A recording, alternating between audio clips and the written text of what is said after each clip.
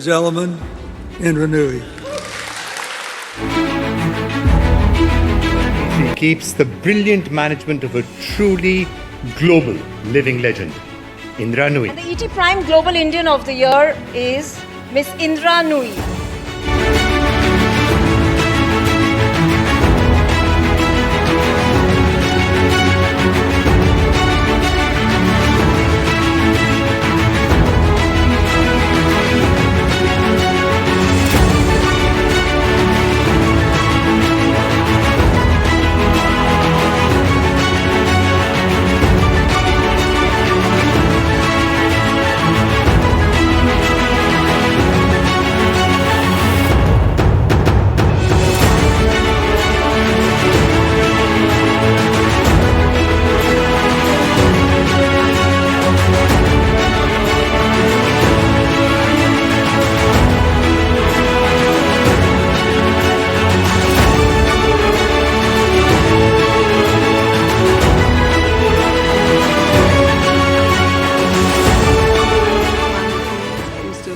Scraped my knees, I played in a rock band, I played women's cricket. I have no idea how my parents allowed me to do it, but I was the son they never had until they had the sun. So I was a rebel in every which way. My point of view was focus on what you're doing very well, don't have a long-term plan, and let events take their course. And if you'd asked me in 2002, are you going to become CEO of PepsiCo, I'd have said, I have no clue and I don't care.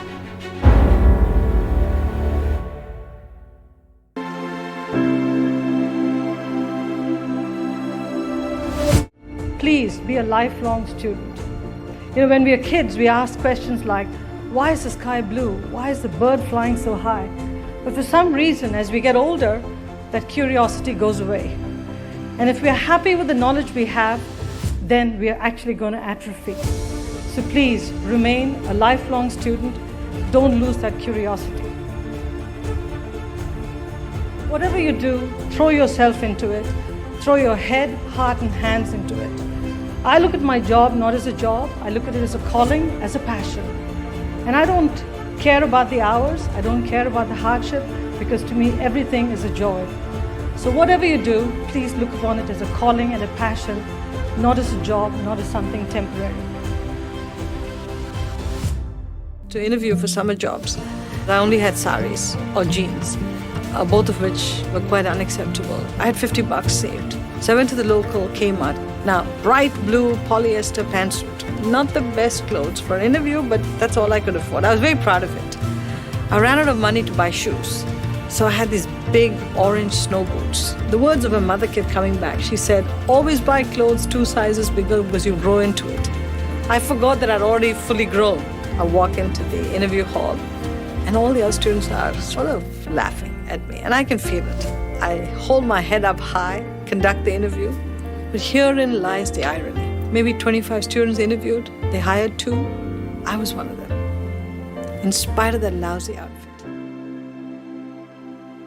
The question I would ask is, why don't boards hold CEOs accountable for being talent academies? Because developing talent is a very unselfish thing. Because if you develop a great leader, and if they're ready to ascend to the top, then you have to get out. Right? Many leaders don't want to get out. So they hold people back and say, when I'm ready to leave, maybe I'll showcase this person. My point is, hey, I'm going to develop all of you. The day you are ready for the job, I'm out of here. Because you've got to worry about the company and its future, not your longevity in the company. So if you manage the company for the company and not for you, you'll have a very different, unselfish perspective about the company. I've always talked about my 5 C's model, and let me talk about them again. The first is competency. I think anybody who wants to be a future leader should have a hip pocket skill that everybody looks at and says, XYZ is the go-to person for that skill. Because unless you're really known for something, and not just as a generalist, you don't stand out from the pack. But in order to be competent at something, you've got to be a lifelong student, because you've got to constantly refine your knowledge of that subject so that you remain ahead and abreast of everything that goes on in that field first. The second I'd say is courage and confidence. It's a pair. You can be very, very competent, but if you're not willing to speak out, if you're not willing to have the confidence based on your knowledge, what's the point?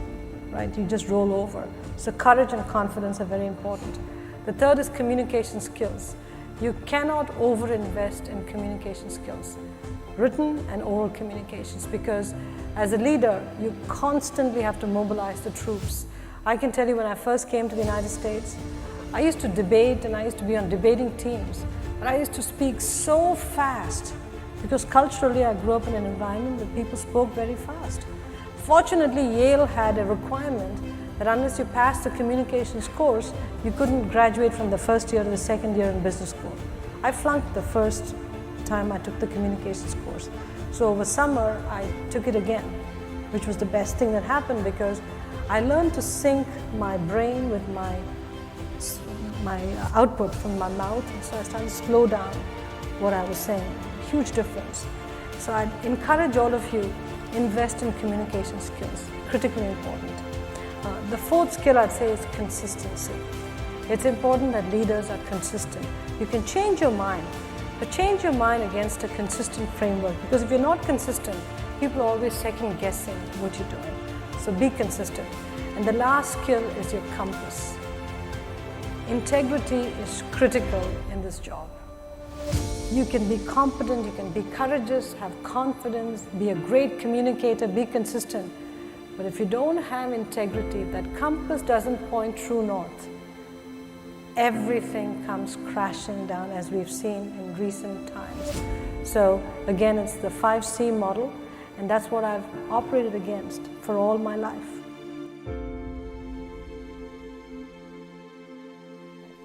Give people a helping hand. If you believe they will look better, if you can give them some input to do something better. And that's all I did through my entire life. That's how I made a name for myself. Was it a time commitment? Yes. Was it time away from the family? Yes. But I didn't know any other way to do the job. If I told you that it was smooth sailing all the way, I'd be lying. Lots of challenges, people questioning what my background was, why should I even be in PepsiCo in such a senior position, why I was so outspoken, what's with this woman, a lot of stuff like that. But I didn't care about that. I was getting paid to do a job, and I was going to do the job. And I was going to do it better than anybody else. That's the end of it. So how did I do it? Huge number of sacrifices, huge number of sacrifices, trade-offs. And I think through it all, I might be a CEO today, and I love the job, I love where I am, but I will tell you, if I had to write a letter to myself as a younger person, I'd say, be careful about all the choices you're making, because you will look back and it'll hurt like hell, and it does. I've had many failures, okay, and if I said that I didn't have failures, I'd be lying. But failures make you stronger if you choose to learn from them. You can go to school on why you failed, not just why you failed. When somebody else failed, why did they fail? Go to school, put the steps down of what they did, which step was done wrong, where did they miss something. Use it as a teachable moment. Don't just say, oh my God, I failed, and grieve and then go on to the next failure.